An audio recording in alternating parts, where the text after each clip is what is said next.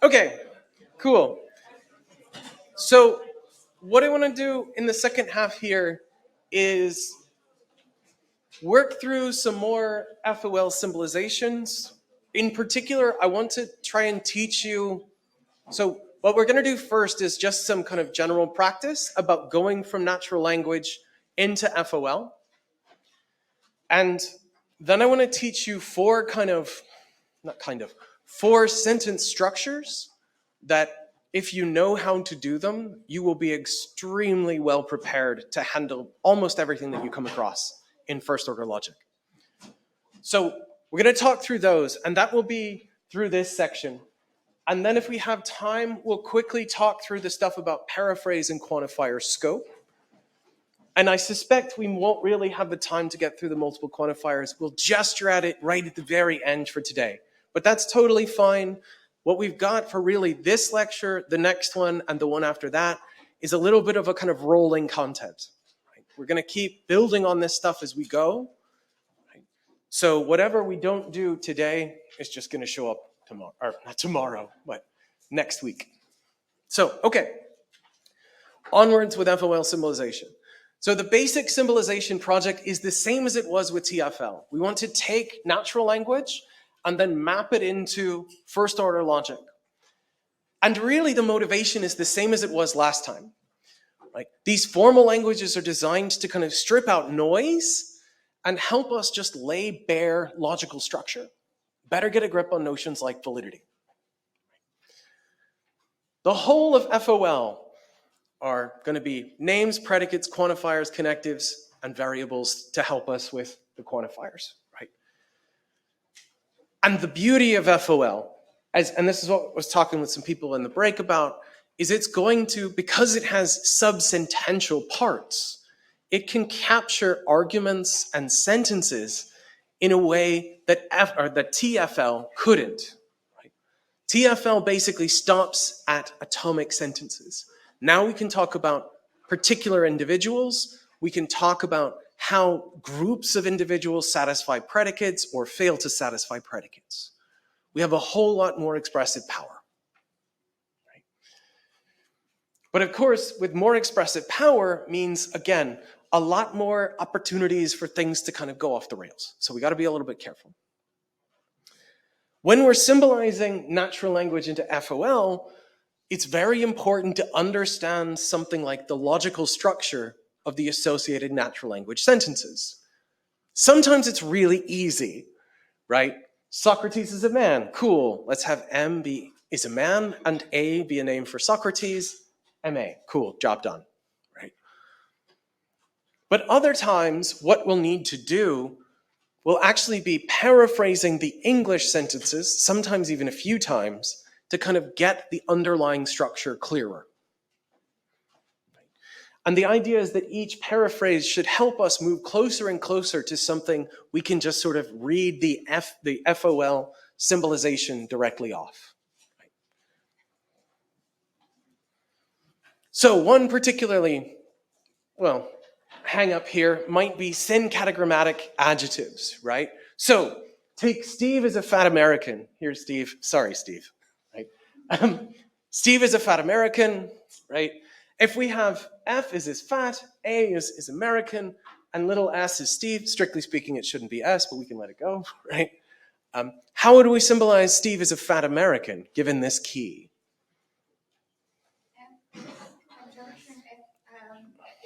Yeah, right?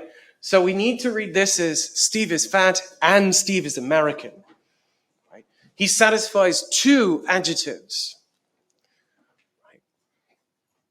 So this seems like a good way to capture this sentence, right? This is basically, we can paraphrase the English as Steve's fat and Steve is American, which is what our FOL captures. Okay. Now, let me introduce you to someone who's definitely not a fat American. Right? Zlatan. I love this man. So, some things to know about Zlatan. He's an amazing footballer. He is an absolute asshole. He's a terrible human being. He's a bad person, right? So, let's think about how we would symbolize these sentences using this key. But I want to maintain what I just said. He's a great footballer, but a bad person. So if we have this key, how would we symbolize Zlatan as a good footballer? Well, so if we wanted to say Zlatan's a good footballer using this key,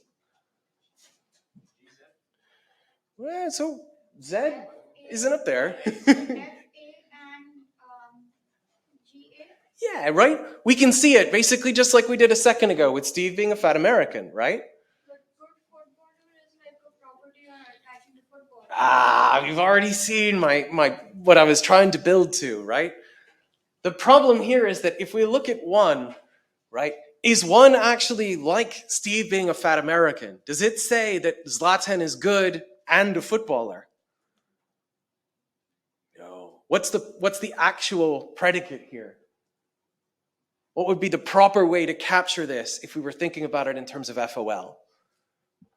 F would have to mean is a good footballer. Yeah, right? We would just have one predicate that says is a good footballer. Do we see the difference? So it's worth seeing out if we go through, right? So just using our key here, how would we do 2? If we were using this key, how would we symbolize sentence 2? Zlatan's a person. PA, right? And then our last one, Zlatan's a good person. Again, using this key. So GA, conjunction, PA, right? We kind of see, again, following the idea we had before. But this is bad, because remember I said, he's a good footballer, he ain't a good person. So the problem here was the key led us astray, right? This was not a good way to symbolize these sentences. Yes? But is there a difference between like 1 and 3 being bad because saying someone is good that refers to the person as being a person? So like, do you distinguish between the two, or are they just both not? Well, so this is a problematic symbolization if we wanted to maintain the idea that he's a good footballer, but that he's not a good person. Because 1 and 2 guarantee the truth of 3. Right? Because, right, 1 is going to be true if and only if GA and FA are both true. And 2 is true if PA is true. So given that, right, it must be the case that GA is true and PA is true. But I don't want to say that's true. So the thought here really is just to highlight sometimes when we're thinking about the English, we have to be careful on how we break the adjectives down. This is a bad key for these sentences. What we really should be doing, how we should really read this, is basically like this. Zlatan's a person. And then we have the predicate, is a good person and is a good footballer. Right? And then this isn't the way to capture these. We get this.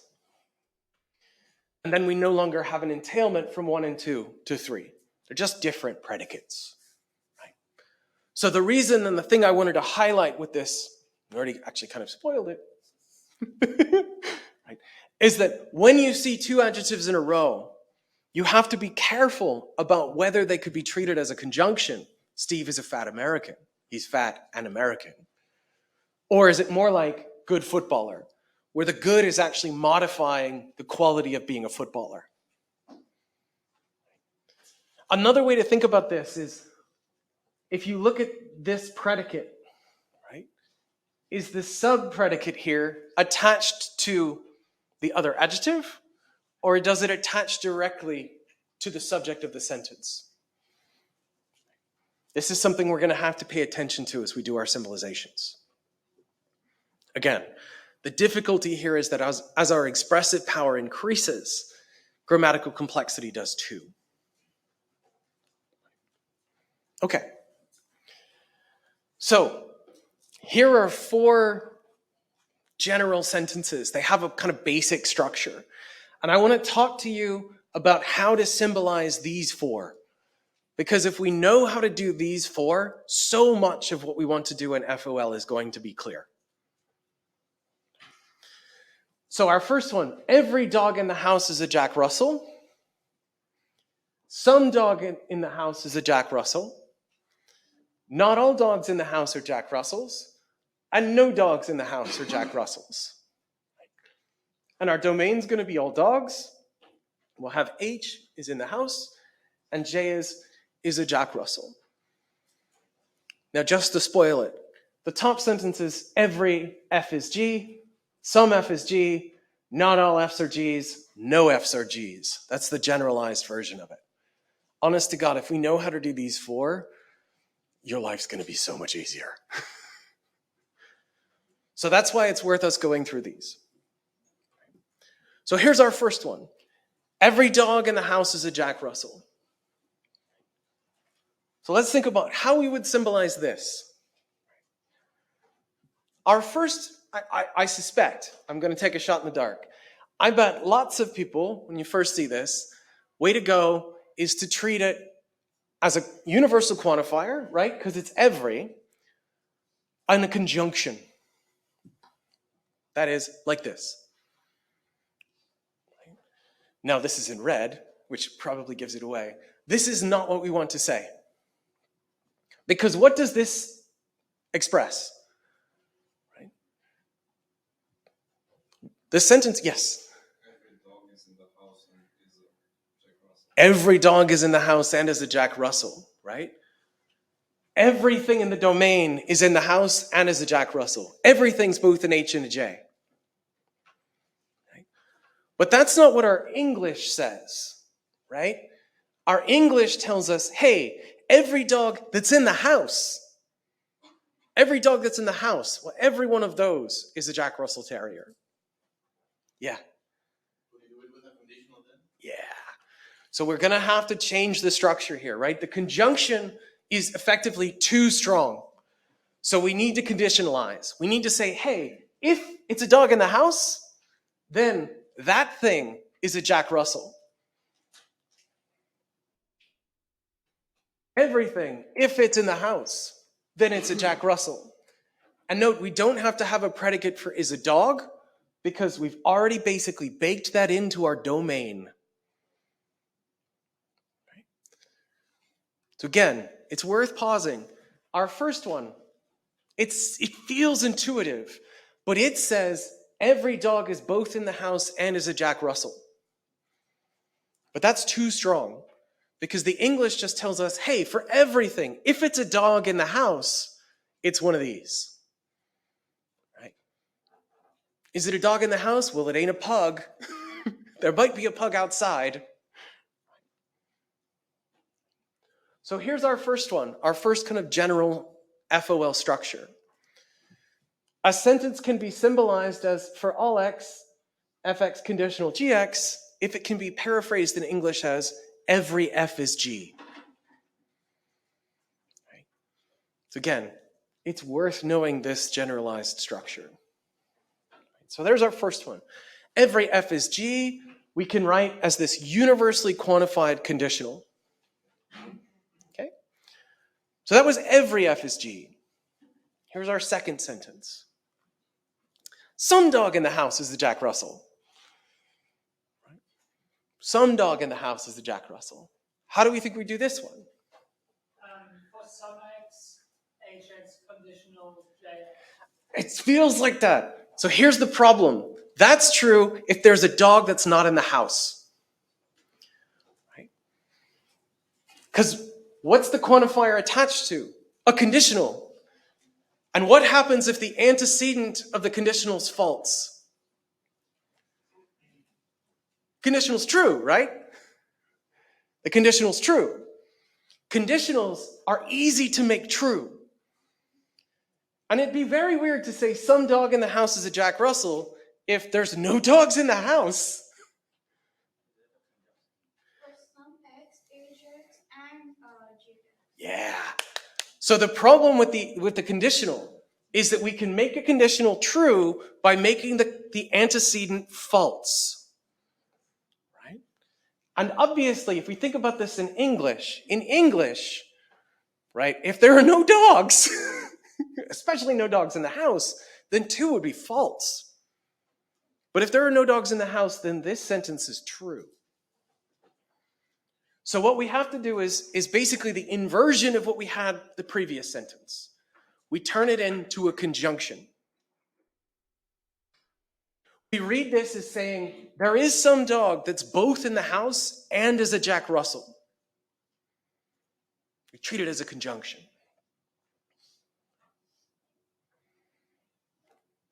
So, we can read it as this way. And again, you can feel it in the English, right? Again, the English tells us there's some dog that's in the house that's one of these. That is, there's a dog in the house, and that dog is a Jack Russell. If you can paraphrase it like this, you feel it, right? You can see how the structure of the FOL comes through. But I get the inclination here to do with the conditional. It feels like it really should be. But we got to be careful because we know how the truth functions for the conditional go. So, our second one, right? A sentence can be symbolized as existential X, Fx conjunction Gx, if it can be paraphrased in English as some F is G. Right? So some F is G, if we have some F is G, there's got to be one. So it's an existential, and it's both an F and a G. Whereas every F is G, well, that's obviously a universal. And it's saying, hey, for everything, if it's an F, then it's also going to be one of the G's, right? It's a universally quantified conditional. Okay? So, every F is G, universal, conditional. Some F is G, existential, conjunction. Basically doing the YMCA up here. I don't know why. I always surprise myself every year with the weird gestures I make. Okay, so there's our first two. Right? Every F is G, some F is G. Our third and fourth ones have to do with kind of flipping them around. Right? So our third one, not all dogs in the house are Jack Russells. Right? So how would we say not all dogs in the house are Jack Russells? Now before we jump into doing the formalizing, let's think about it in the English. Right? If we think about this in the English, not all dogs in the house are Jack Russells. What does that suggest? For some dogs, if they are in the house, they are not Jack Russell. Yeah, right? If it's not the case that all dogs in the house are Jack Russells, then there's got to be a dog in the house that's what? Not a Jack Russell, right? Maybe it's a pug or a bulldog or whatever you want, right? A West Highland Terrier, doesn't matter. If not all the dogs in the house are Jack Russells, then there needs to be at least one dog in the house that isn't a Jack Russell. Right? Another way we can come at it, not all dogs in the house are Jack Russells. It's another way to say, it's not the case that every dog in the house is one of these. And how do we do every dog in the house is a Jack Russell? How do we do that sentence? Every F is G. Right? So there's one way to go. Easy peasy. Not all is literally not every. If you know how to do every F is G, slap a fucking negation in front and you're done. Right? But of course, just as we were saying, another way to read this, there's a dog in the house that's not a Jack Russell. This, here's the really cool thing, this is another version of some F is G. Something is a dog in the house and not a Jack Russell. There exists an X such that it's in the house and it ain't no Jack Russell. So we have two ways to do this sentence. We can either just stick a negation in front of the every, or we can read it as the existential and say there's something that satisfies the first conjunct and does not satisfy the second. It's not the case that it's a J.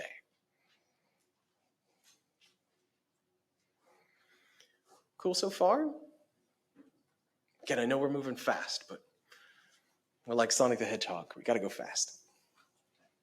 Okay, cool. So, how about our fourth one? Our fourth one, no dogs in the house are Jack Russells. Now again, before we dive into the formalizing, let's think about what this says in the English, right? In the English, no dogs in the house are Jack Russells, right? Well, we could paraphrase this as, it's not the case that there is some dog in the house that's a Jack Russell. Right? There ain't none. So it's not the case that there's some. And if it's not the case that there's some, how would we do it? How would we do the formalizing? Well, we can ignore this bit for a second. How would we say, there's some dog in the house that's a Jack Russell? We just did this a minute ago. Right? Some F is G, and we slap a negation in front of it. Right? So we can get this. Right? It's not the case that there is some. Right? Which makes sense, right? None is the same as not any. Right? There's not some. There's none. But there's another way we can do this fourth one. Right? The other way we can do this fourth one is, again, if we think about what this says. Right? So if no dogs in the house are Jack Russells, All the dogs in the house are not Jack Russells. so every F is a non-G, right? No dogs in the house are Jack Russells is the same as every dog in the house ain't no Jack Russell, right? Which we know how to do. We know the structure. It's every F is G. Just in this case, it's a negation G, right? So we can capture it like so. So, no dogs in the house are Jack Russells. We can either say it's not the case that there's something that's both, or we can say everything, if it's in the house, then it ain't one of those. These are, of course, going to be equivalent. We're going to be happy with either one of these symbolizations. So, we know how to do every F is G. We know how to do some F is G. This one tells us how to do not all F's are G's. And this one tells us how to do no F's are G's. Again, if we know how to do these four structures, oh my God, everything else is going to be so much easier. So much easier. Please, please, please memorize how to do these structures. He suggests very heavily-handedly. So, the upshot now is that we can plug these in. We can say a sentence can be symbolized as universal X, fx conditional gx, or existential X, fx, oh, there should be a negation there, right? That should be a negation there. Or existential X, fx conjunction not gx, if it can be paraphrased in English as not all F's are G's. Right? And similarly, a sentence can be symbolized in this bottom manner if it can be paraphrased in English as no F's are G's. Right? And you'll note something with these boxes. Note the occurrences already of my sexy swash font. Right? In this case, instead of using it to talk about sentences, we're going to have to use the sexy swash font to talk about, well, sometimes it's going to be predicates, sometimes it's going to have to be terms. In this case, it's predicates. We can fill in any predicate you like. You'll be able to do this. Okay. So before we go on, pause, ask, on those four, every F's G, some F is G, not all F's are G's, no F is G. Do we feel okay with those? Again, I like the kind of hip dip there. We feel sort of all right with those ones? And don't stress too much if it's not quite clicking yet. Again, you literally just saw this like 45 minutes ago. We're going to do a bunch of practice on these things, but it's important that we kind of start to get a feel for it. Okay. Nice. So what I want to do then is talk a little bit more about some other sentences and how we might express them in FOL. Before I go, one quick slide. We'll talk more about this, but it's also worth knowing some things about logical equivalences. One thing to note is that our quantifiers are duals. What I mean by that, and in fact you already kind of see it with the ones we just talked about, is that if you have universal negation, you can flip it to negation existential and vice versa. In fact, more generally, if you have a negation in front of any quantifier, you can push it through and switch the quantifier to the other one. Everything isn't is the same as there isn't any. Right? Everything's not taller is the same as nothing is taller than. And the other way around, right? There's something that isn't is the same as it's not the case that everything is. Right? There's something right, outside the room, not everything is inside. Right? Those are the important ones. These other ones we're going to talk about more as we go along, but they should be obvious because they're literally just the two different ways to symbolize what we just talked about. These ones are useful though.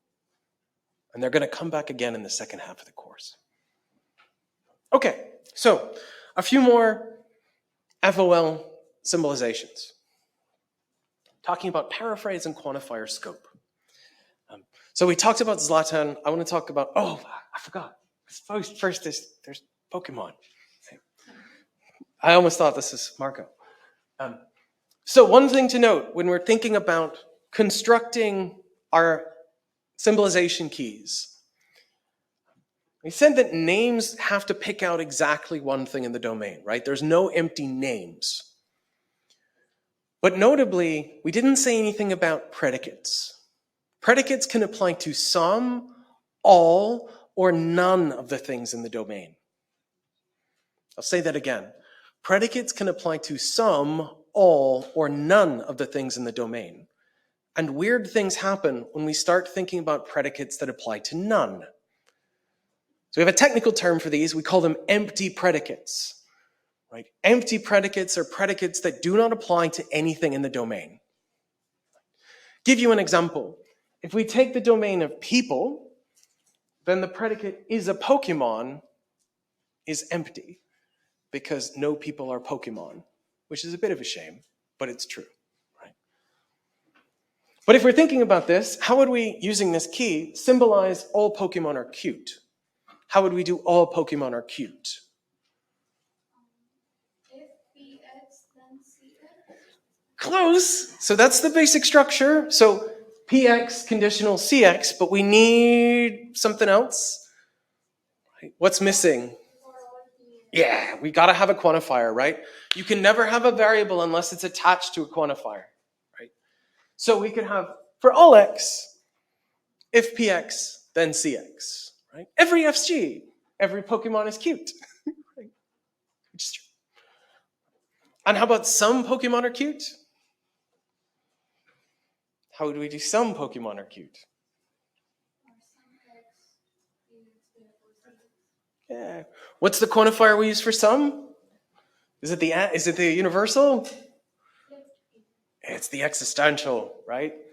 So some Pokemon are cute. There exists an X, PX, conjunction CX. Right? Now here's something weird. Given this domain, right, is sentence 6 true? Given this domain, is sentence 6 true? No, right? Because it tells us there's at least one thing that's both a P and a C. And there might be lots of cute people out there, insert whoever you want there, right? But none of them are Pokemon. So 6 is false on this domain, right? Because nothing is both a P and a C. But what about sentence 5? Sentence 5 is true. Sentence 5 is true because everything that we plug in makes the antecedent false. Right? And as we remembered from earlier, whenever you have a conditional with a false antecedent, the conditional is true. Right? Because again, nothing's a Pokemon in our domain. So whatever you plug in for x, px is going to be false. 5 is true, 6 is false. And this is because P is an empty predicate. Right? It doesn't apply to anything in the domain. So we can get this, which is a useful lesson. If F is an empty predicate, if it doesn't apply to anything in the specified domain, every sentence of this conditional form will be vacuously true. It's true in a kind of empty, cheap way, because everything makes that antecedent false. Again, the way to think about it is it says, right, the universal says, replace X with anything from the domain. You get a true sentence. And that happens to be the case, because no matter what you pick, it always makes the antecedent false. And a conditional with a false antecedent is always true. So, there's our empty predicates. Again, the thing to remember, and this is going to come up again as we talk more about this, is predicates can apply to everything in the domain, to some things in the domain, or nothing in the domain.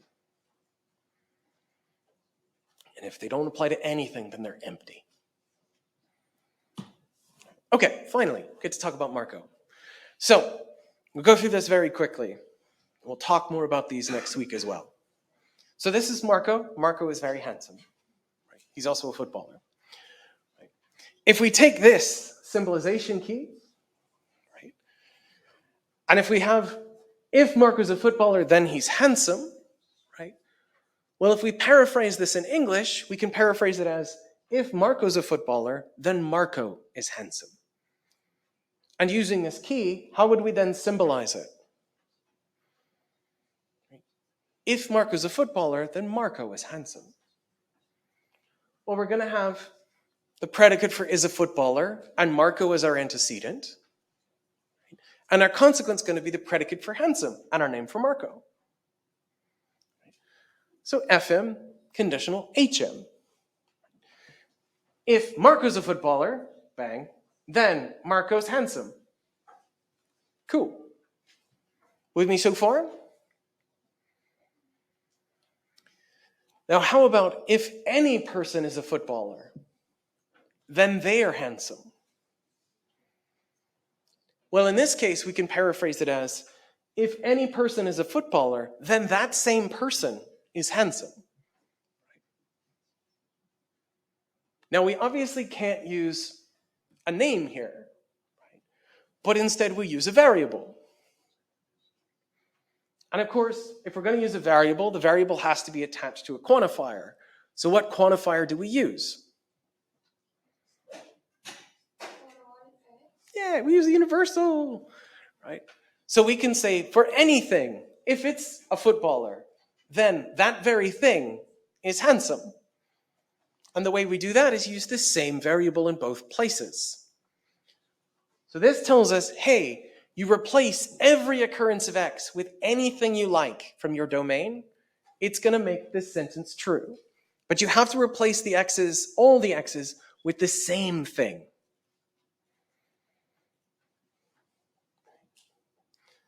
So in this case, the universal has the wide scope. It's controlling the whole sentence in the brackets. Okay.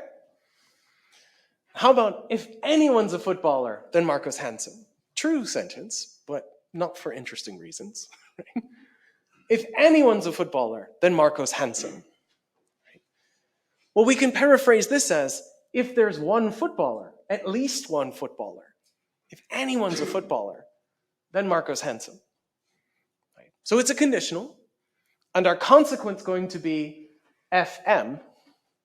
But what's our antecedent? Well, it can't be just hx, because if we have a variable, it's always got to be attached to a quantifier. Yeah, it's our existential, right? And note here, the scope of the existential is just that antecedent. The antecedent is if there's a footballer, if there's something in our domain that satisfies the predicate F, and our consequent has nothing to do with the quantifier. And then finally, our last one here, if anyone's a footballer, then they are handsome. Well, we can paraphrase this as if any person is a footballer, then that very person is going to be handsome. Right? You can see that this they is trying to pick out the same person that we talked about in the beginning. So the scope here, the scope of quantification, needs to be the whole conditional. It's more like the one we talked about in the previous slide. So if any person's a footballer, then that person's handsome. Right? How would we do this one? Well, again, we need the scope of quantification to range across, so we can say, hey, if anything, if it's a footballer, then that thing is going to be handsome. Nice. Okay. So again, what we're playing around here is thinking about how wide or how broad the scope of our quantification is. Our symbolizations are going to change depending upon how we do this. And it's a kind of fun little example with this handsome man. Plays for a very good football team. Okay. So, last little tiny bit. This will just take 2 minutes. I just want to gesture at the things we're going to talk about next time. Okay. Everything we've done so far has been sentences involving just one quantifier at most, and predicates with only one place. But of course, not every predicate we're going to be interested in has only one place. We've been talking about, is human, but we might be interested in things like is taller than, where we need to have something in the front and something in the back. Or another one that many people seem to care about, loves. Right? We need a lover and we need a beloved. So, we can start off by saying this. One-place predicates ascribe properties to entities. Is a footballer, is handsome, is human, is a terminator. Two-place predicates ascribe relations between two things. So, loves, is adjacent to. Three-place predicates ascribe relations between three things. Is between and. Now, strictly speaking, there's no limit to the number of places a predicate can take. We talk about the adicy of a predicate. Right? We're not going to ever go past 3, but you can see how this would very easily go on. Now, what we were interested in, if we're going to have multiple place predicates, is we need to think about how to fill in the gaps and how to write in the terms. Okay. And the gaps in a relation are different. Right? And it's important that we keep track of which goes where. Right? Because A loves B isn't the same as B loves A. So for example, if we have our domain be people, and we have Finn loves Princess Bubblegum, well, we want to write it where Finn is the lover and Bubblegum is the beloved. So we would write LFB. And this tells us Finn occupies the first spot, and B, in this case Bubblegum, occupies the second. Now this is really useful because basically with this, we're now going to be able to talk about not just way particular things are, but how they stand in relation to each other. And this is going to give us so much power. Right? So if this is how we write Finn loves Princess Bubblegum, how would we write Finn loves Finn? LFF, right? Finn's filling in both gaps. Self-love is important. Ooh, that's not a good thing to say on a recording. How about Finn loves Princess Bubblegum, but Bubblegum doesn't love Finn? Well, we know how to do the first bit, right? LFB. And we know how to do but, right? It's a conjunction. But how would we say bubblegum doesn't love Finn? Not LBF, right? Note here, the order that we write them in tells us which one is occupying which place. The one closest to the relation takes 1. The next one along takes 2, and so on and so on and so on. Make sense so far? How about if I wanted to say Princess Bubblegum is loved by Finn? LFB, right? Because Bubblegum is still the target and Finn is the lover. Right? LFB. So again, note, pay attention to what relation we're talking about, and the order that we write them tells us the order they're filling in the gaps. Now, why do we care? Right? Well, when dealing with predicates with more than one place, pay attention to the order. We'll talk more about this again next time, but useful. Now, why should we care? Why should we care? Here's something really silly. Everybody loves somebody, right? Everybody loves somebody. Cool. There's at least 2 ways to read this sentence. One way is that for each person, there is some specific individual they love. Each one of us, there's somebody that they love. That's one way to read it. Here's another way to read it. All of us, there's some particular person that every one of us loves. There's some universal center of affection. Someone's really got main character syndrome, but actually that's because they are the main character. Right? We really are just in love with this person. All of us. Do we see the difference between the 2 readings? For each one of us, there's somebody we love, or there's somebody that every one of us loves. With our machinery, we can actually capture the difference. For every person, there's some person they love. There's some particular person that every person loves. We can express the difference this way. So if we have this relation of L with a 2-place gap, right? This one tells us for every person, there is someone that they love. And this one tells us there is someone that absolutely every person loves. And these can come apart.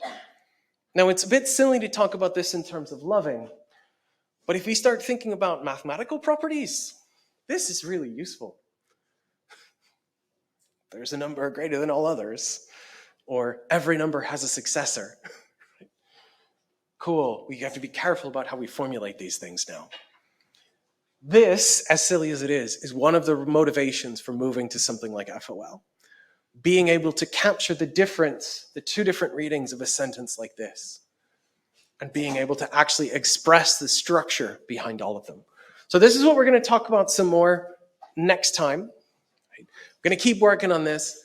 Don't freak out if you're struggling already. We're going to talk more about how these things go. Right? So next time we're going to talk about identity and use it to do some things. In the tutorials, we're going to go through a whole bunch of exercises to make sure we're all on the same page with FOL. Take care of yourselves. Have a lovely, lovely rest of the day, and we'll see you all in the tutorials later this week.